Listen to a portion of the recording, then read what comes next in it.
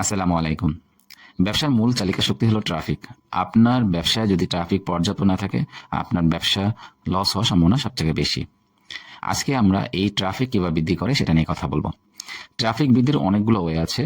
এর মধ্যে আমরা আজকে যে বিষয়টা নিয়ে কথা বলবো সেটা হচ্ছে দ্য কোর 4 ওয়ে, যেটা দ্বারা আপনার ট্রাফিক বৃদ্ধি করতে পারে। এই 4 কোরের মধ্যে 4টা কোর এলিমেন্ট রয়েছে। একটি হলো ওয়ার্ম আউটরিচ, একটা হলো কোল্ড আউটরিচ, একটা হচ্ছে কন্টেন্ট, আর একটি হলো পেইড অ্যাডস। ওয়ার্ম আউটরিচ নিয়ে আজকে যদি আমরা বলি, ওয়ার্ম আউটরিচ হচ্ছে যে যারা অলরেডি আপনাকে চিনে আগে থেকেই, আপনার স্কুল, কলেজ, ইউনিভার্সিটি, আপনার পরিবারের মানুষজন, বন্ধু বান্ধব যে এলাকাগুলোতে আপনি থাকেন সেই এলাকাতে যারা অলরেডি আপনাকে চিনে, আপনি তাদের কাছে আপনার প্রোডাক্ট সম্পর্কে বলা, এটা হচ্ছে ওয়ার্ম আউটরিচ। এটায় সুবিধাও আছে, কিছু অসুবিধা আছে। এর সুবিধাগুলো নিয়ে যদি আমি কথা বলি, প্রথমত হচ্ছে বিশ্বাসযোগ্যতা থেকে মানুষ ইজিলি আপনার কাছ থেকে কিনবে। দ্বিতীয়ত আপনার অডিয়েন্সের পিছনে বা ট্রাফিকের পিছনে আপনার বেশি একটা খরচ নেই, মানে খরচ নাই বললেই নেই। তৃতীয়ত মানে রেজাল্টটা খুব তাড়াতাড়ি পাওয়া যায়, মানে আপনার যে সেলিং এর রেজাল্টটা আপনি চাইলে খুব তাড়াতাড়ি দেখতে পাবেন। এটা অসুবিধা কিছু রয়েছে, সেগুলোর মধ্যে একটি হলো এটা স্কেল করা যায় না। দ্বিতীয়ত যদি আপনার ইমেজ খারাপ থাকে তাহলে সেক্ষেত্রে এটা নেগেটিভ ইম্প্যাক্টও পড়তে পারে।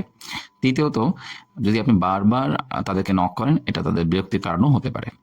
এক্ষেত্রে প্রো টিপস যেটা, সেটা হলো আপনি সপ্তাহে 10 থেকে 20 জনকে মেসেজ পাঠাবেন এবং সেটা পার্সোনালাইজড, তার জন্য, খাস করে তার জন্য মেসেজ পাঠাবেন। এবং তাকে প্রথম হচ্ছে আপনার প্রোডাক্ট সম্পর্কে জানান দিবেন।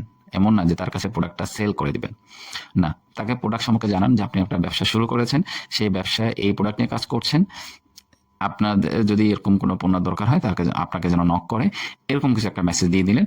পরে তাকে ফলো আপ মেসেজে আপনি আরেকটা বললেন যে আপনার মাধ্যমে কোনো রেফারেলে যদি কেউ আসে তাকে এত% ডিসকাউন্ট, আপনার জন্য এত% ডিসকাউন্ট থাকবে। এভাবে করে আপনি এই ওয়ার্ম আউটরিচটা কমপ্লিট করতে পারেন। এটা কখন ব্যবহার করবেন? এটা ব্যবহার করবেন যখন আপনি ব্যবসাটা শুরু করছেন, অথবা নতুন কোনো পণ্য টেস্ট করতে চান যে এই প্রোডাক্টটা চলবে কি চলবে না, সেক্ষেত্রে এই মেথডটা খুব ভালো কাজ করে। 2 নাম্বার ট্রাফিক জেনারেশন ওয়ে, যেটাকে আমরা বলছি কোল্ড আউটরিচ। যারা আপনাকে চিনে না বা আপনাকে জানে না তাদের কাছে পৌঁছানো, ধরেন আপনি লিঙ্কডইন অথবা ফেসবুকে কোনো কোম্পানিকে মেসেজ করলেন, এটা হচ্ছে কোল্ড আউটরিচের একটা অংশ। সেই কোম্পানি কিন্তু আপনার সম্পর্কে জানে না, মানে ট্রাস্টেড একটু কম। বা আপনি পার্সোনালাইজ কোনো কাউকে মেসেজ করলেন যাকে আপনি আগে থেকে চিনেন না, বা সেও আপনাকে আগে থেকে চিনে না, এই ধরনের আউটরিচ।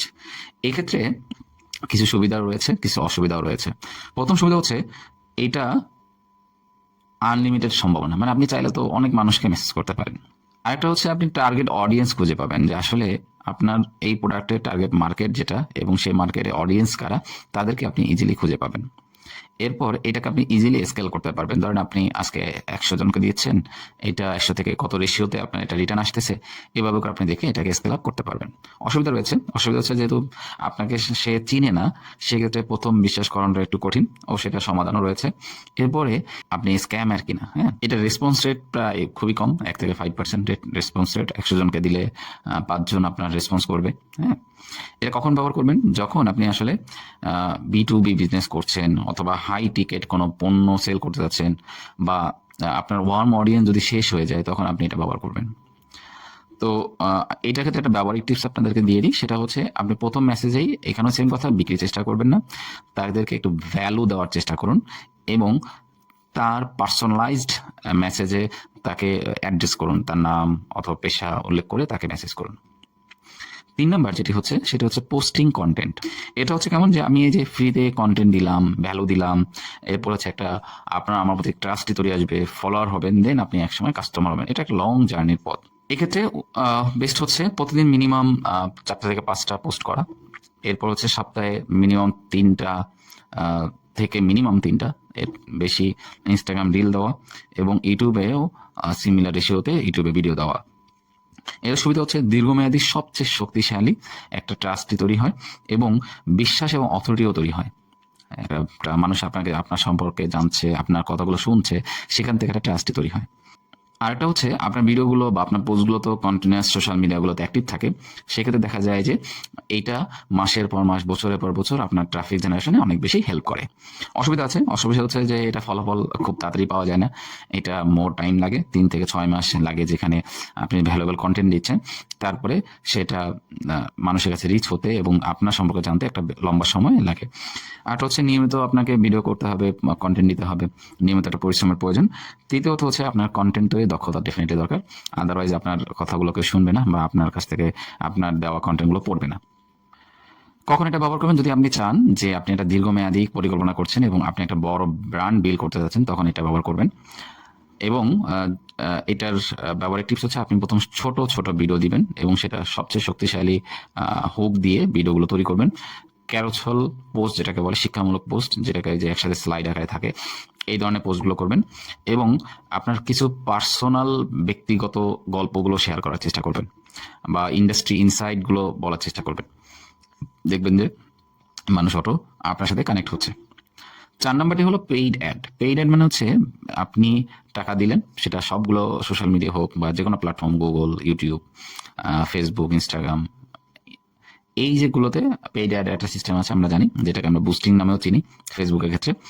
এইটা হচ্ছে একদম দ্রুততম ফলাফল আনার জন্য বেস্ট ওয়ে। মানে আপনি যদি চান যে আমি আজকেই সেল করতে চাই, তাহলে আপনি একটা অফার তৈরি করুন, করে জাস্ট অ্যাড অন করে দিলে আপনি দেখবেন যে আপনার সেল হওয়া শুরু হয়ে গিয়েছে। তো বাংলাদেশের জন্য ফেসবুক অ্যাডস খুবই ভালো কাজ করে, আমরা জানি। গুগল এগুলো তুলনামূলক ইনস্ট্যান্ট রেজাল্টের তুলনায় কম কাজ করে। সুবিধা হচ্ছে এটা ফলাফলটা খুব তাড়াতাড়ি পাওয়া যায়, এটা বেশি টাকা বেশি স্কেল করার সুযোগ আছে, নির্দিষ্ট অডিয়েন্সকে আপনি টার্গেট করতে পারবেন। অসুবিধা হচ্ছে টাকা, যেহেতু আপনার টাকা ঢালতে হবে, ডেফিনেটলি আপনার যদি সময় বেশি থাকে আর টাকা কম থাকে তাহলে এটা আপনার জন্য না। যদি আপনার মোটামুটি টাকা থাকে এবং সময় কম থাকে তাহলে এটা আপনার জন্য। আর যদি আপনার প্রপার এক্সপিরিয়েন্স না থাকে, এক্ষেত্রে আপনার লস হওয়ার সম্ভাবনা আছে। আর যদি আপনার এইটার ক্ষেত্রে আরেকটা ব্যাপার হচ্ছে, আপনার বিজ্ঞাপন বন্ধ হয়ে গেলে ট্রাফিক বন্ধ হয়ে যাবে ডেফিনেটলি। এটা কখন ব্যবহার করবেন? যখন আপনি কোনো একটা পণ্যকে চান যেটা এখন মার্কেটে ছড়িয়ে যাক, সেক্ষেত্রে আপনি এই ধরনের বিজ্ঞাপন দিয়ে শুরু করতে পারেন। এবং যদি আপনার পর্যাপ্ত বাজেট থাকে তাহলে আপনি শুরু করেন। তো আমি আপনাকে বলবো যে ছোট ছোট বাজেট দিয়ে আপনি শুরু করুন, রেগুলার একটা ছোট অ্যামাউন্ট বাজেট করুন, করে এটা আস্তে আস্তে বড় করতে থাকুন। বিভিন্ন এবি টেস্টিং করুন, ছবি টেক্সট দিয়ে এবি টেস্টিং করতে পারেন। এবং যে বিজ্ঞাপনের যে খরচটা, যে ROS, return on ad spend, এই ট্র্যাকিংটা রেগুলার করতে হবে। যে আমি কত ডলার খরচ করলাম, কতটা রিটার্ন আসলো, কত ডলার খরচ করলাম, কতটা রিটার্ন আসলো, এটা দেখে দেখে সামনে আগানো।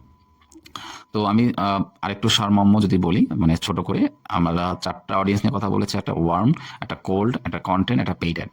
ওয়ার্ম হচ্ছে যারা আপনাকে অলরেডি চিনে তারা। কোল্ড হচ্ছে যারা আপনাকে চিনে না, আপনি তাদের কাছে রিচ করেছেন।